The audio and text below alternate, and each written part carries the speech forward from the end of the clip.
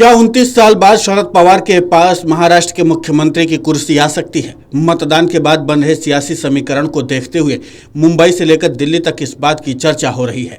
कहा जा रहा है कि चुनाव में भले ही आंकड़े कुछ भी हों, लेकिन सत्ता की चाबी शरद पवार के हाथों में ही होगी। महाराष्ट्र की 288 सीटों पर 23 नवंबर को नतीजे आएंगे। राज्य में सरकार बनाने के लिए 145 विधायकों की जरूरत होती है। महाराष्ट्र में 23 नवंबर को मतों की गिनती होगी और 26 नवंबर को विधानसभा का कार्यकाल खत्म हो रहा है।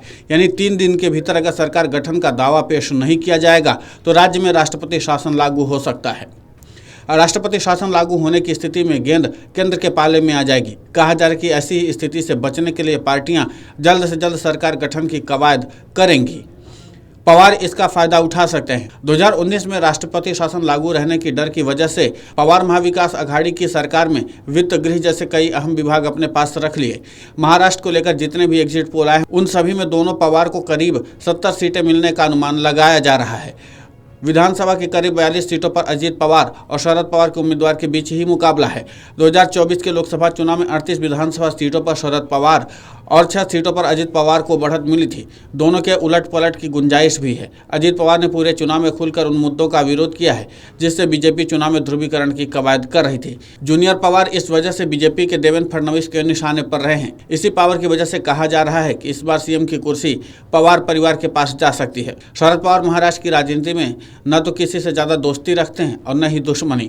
2014 में बीजेपी को समर्थन देने वाले पवार 2019 में उद्धव के साथ चले गए। पुराने सहयोगी और अजीत पवार के गुट के उम्मीदवार नवाब मलिक ने हाल ही में दावा किया था कि शरद पवार किसी भी तरफ जा सकते हैं। दिलचस्प बात यह है कि इस बार न तो महाविकास अघाड़ी और न ही महायुति ने अपने सीएम फेस को घोषित कर दिया है। दिलचस्प बात है कि इस बार न तो महाविकास अघाड़ी और न ही महायुति ने सीएम फेस घोषित कर रखा है। ऐसे में दोनों तरफ सीएम पद का स्पेस बचा हुआ है। 84 साल के शरद पवार ने इस चुनाव में पूरी ताकत झोंक रखी थी। उन्होंने पूरे चुनाव में करीब 55 रैलियों को संबोधित किया। पवार अपने हर रैली में सिर्फ महाराष्ट्र को नई दिशा में ले जाने की बात कह रहे थे। इस्लामपुर के एक रैली में सीनियर पवार ने जयंत पाटिल को लेकर टिप्पणी भी की थी। शरद पवार ने इस रैली में कहा था कि जयंत को पूरे राज्य की जिम्मेदारी संभालनी है, इसलिए अभी से तैयार रहें। सीनियर पवार के इस बयान के बाद से महाराष्ट्र के सियासी गलियारों में सवाल उठ रहा है कि आखिर उनके मन में चल क्या रहा है। 1995 के विधानसभा चुनाव हारने के बाद शरद पवार को कभी भी मुख्यमंत्री की कुर्सी नहीं मिली।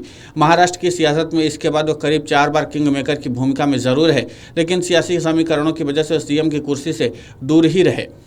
पवार की पार्टी से छगन भुजबल और अजीत पवार जरूर कई सरकारों में उप मुख्यमंत्री रहे। अजीत अभी भी उप मुख्यमंत्री पद पर काबिज है। महाविकास अघाड़ी के बैनर तले विधानसभा की 89 सीटों पर शरद पवार लड़ रहे हैं। शरद का 42 सीटों पर मुकाबला अजीत गुट के उम्मीदवारों से। बाकी बचे 47 सीटों पर शरद के उम्मीदवारों का सीधा मुकाबला शिवसेना, शिंदे और बीजेपी के प्रत्याशियों से है।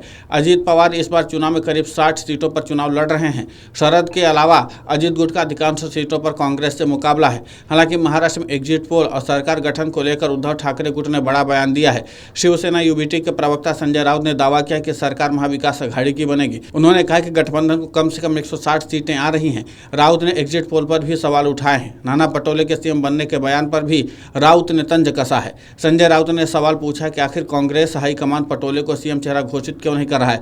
जब तक वो लोग नहीं करेंगे तब तक कैसे पता चलेगा कि नाना पटोले सीएम बन रहे हैं। संजय राउत ने कहा कि हमारा नंबर कम नहीं होगा। आप जो बात कर रहे हो छोटे दल, हम और हमारे सभी साथी छोटी छोटी पार्टियों के साथ हैं। 23 तारीख को 11 बजे तक पूरा फैसला आ जाएगा। हम 160 से 165 सीट जीतने जा रहे हैं। लेकिन इस बार देखना दिलचस्प होगा कि गेंद किसके पाले में जाती है, महायुति या महाविकास अघाड़ी। जिसके भी तरफ जाएगा 3 दिन के अंदर सरकार बनाने का दावा पेश करना होगा। वीडियो डेस्क अमरउजाला.com। अगर आप ये वीडियो YouTube पर देख रहे हैं तो हमारे चैनल को सब्सक्राइब कर बेल आइकन दबाएं और Facebook पर देख रहे हैं तो हमारे पेज को लाइक करें। 8 मिलियन प्लस सब्सक्राइबर, आपके इस भरोसे के लिए बहुत धन्यवाद।